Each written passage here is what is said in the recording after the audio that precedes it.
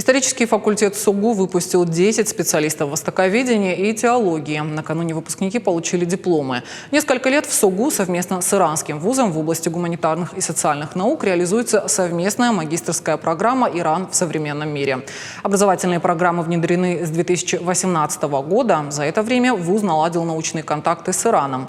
Благодаря этому некоторые студенты-востоковеды прошли обучение в Тегеранском университете. На протяжении 4 семестров шла подготовка магистрантов. Часть обучения проходила в Северо-Остинском университете, часть в Тегеранском госуниверситете. На историческом факультете СОГУ по направлениям востоковедения и теология специальные знания получили по 5 человек по каждому направлению. Стоит отметить, что эти студенты были первопроходцами. Специалисты не только СОГУ, но и федеральные эксперты высоко оценили уровень подготовки и знаний выпускников.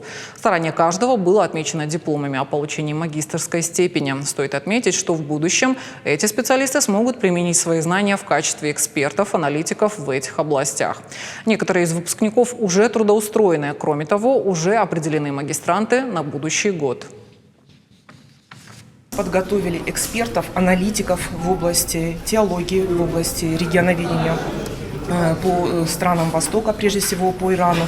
Все это очень востребовано, и я уверена, что наши выпускники найдут себя в дальнейшей жизни профессиональной вот с таким вот багажом знаний, который, в принципе, предложить им могли здесь, вот в нашем регионе, на Северном Кавказе, только вот здесь, в Северо-Остинском государственном университете. Я была первой и пока что единственной студенткой, которая прошла языковую стажировку в Тегеранском университете. Сейчас у меня в планах только продолжить обучение и выучить язык в совершенстве, чтобы знать его лучше, чем сейчас. И, конечно же, хотелось бы работать по специальности данной, то есть либо переводчиком, либо также востоковедом.